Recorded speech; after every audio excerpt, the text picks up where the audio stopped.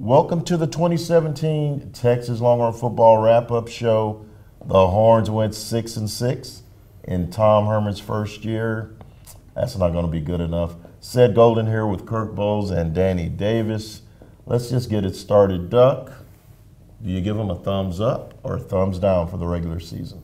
You can never get a thumbs up on a 6-6 season. Negative. Remember, I was the one that thinking they might go 9-3, so I was drinking the Kool-Aid. But 6-6 doesn't really get it done in Austin, so I would not give them a thumbs up.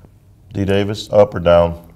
Team down, offense down, us down for picking them to go do well this season, fan base down for having high expectations. Aside from the defense and Michael Dixon, I think this is a pretty disappointing year for the Longhorns. Well, forgive us all for being glass half full, but it's a three-way thumbs down. 6-6 doesn't cut it for 5 point whatever million a year. I think Tom Herman expected to be a lot better his first year. Well, let's look on the bright side. What impressed you the most about this season? Well, as Danny said, you had to like the defense, the tenacity as well as the consistency of the defense. Other than that one exception, which was the season opener against Maryland when they gave up 51 points, the defense showed up pretty much every game. They didn't look quite so hot in the finale against Texas Tech, but you had to really like what Todd Orlando and Tom Herman did with this defense. The troubling thing is, I'm always going to remember that 3rd and 2 call. I think that's going to sting for a while because that made against Tech. Because if they make that first down and close out that win, they got a chance for a 3-game winning streak going into the bowl season. Well, Danny, that cost you your glorious 7-5 prediction. You were right on the money till that happened. What impressed you most about this season? I was kind of impressed by the freshmen. This past February, we really bemoaned this recruiting class. It was ranked very low. This is a transition class. No one was expecting much of them, but especially on the offensive end, with Sam Ehlinger, he had his down moments, but he also had provided some flashes that the fans like to see.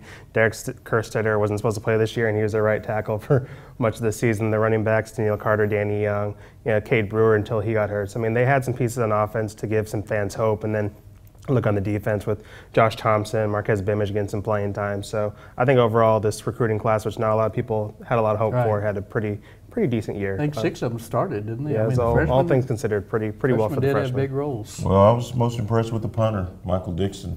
He's the best in the country at his position. Unfortunately, he was way too busy this year. He punted too much because the offense just couldn't seem to get on track. I wouldn't put him as the MVP of the Longhorns. I would probably go with Malik Jefferson, who quarterbacked that defense to a great year. Who's your MVP?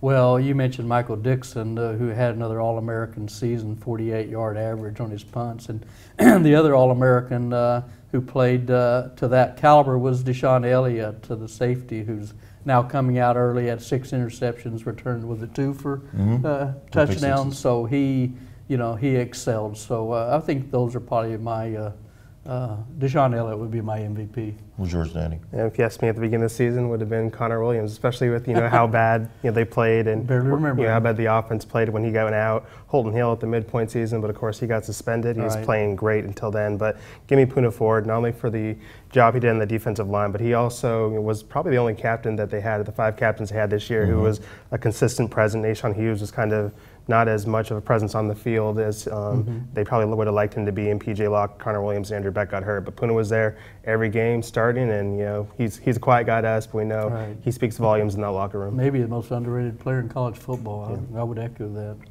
Well, they get Missouri in the Texas Bowl. Well, we're waiting. Can't wait for that one. I know you are. How important is this bowl game? I think it's hugely important. I think, if they'd beaten Tech, they could have had a 4-game winning streak going into next year. Missouri's going to be a tough team. They started out terrible. I think they were 1-5 and won 6 games in a row. Drew Lock's one of the best passers in the SEC, if not the entire country. He's thrown more touchdowns than Baker Mayfield. So it's a bad matchup probably for Texas because Missouri's offense has been so good. What about you? You looking forward to this? I am not, and to be honest, Come on, Davis. I don't really think the result matters that much. I know it would be nice for them to have a winning record to start the Tom Herman area, but by the time the game happens, 16 people may have more decided to leave or transfer, go to the draft. But these upcoming practices are very important for the younger guys, and just getting some extra time in is important for the future of this program. So I think that's the more important thing as opposed to the game. But we'll be there. The only thing I would say is that if they have 4 straight losing seasons, that sounds terrible, and that's what's going to follow discussion of next year's Texas team coming off 4 straight losing seasons. How about you? I just think it's an important game because you want to break that streak. Right. You want to go 7-6. So I think it's going to be important. The question is, with these 15 practices coming up, is that going to be a springboard? What do you expect to see next year, Doug? Well, I'm hoping for a good performance in the bowl game, win or lose. But as Danny said, we don't know what kind of team is going to come back, and they're going to lose a lot of pieces off of this team, and they're going to lose some studs like an All-American punter, an All-American safety, Connor Williams, a first-round draft pick, Poona Ford. They don't know who their quarterback is, and they've got a tough schedule. Their first 6 games include TCU, Southern Cal, Oklahoma, and Kansas State there.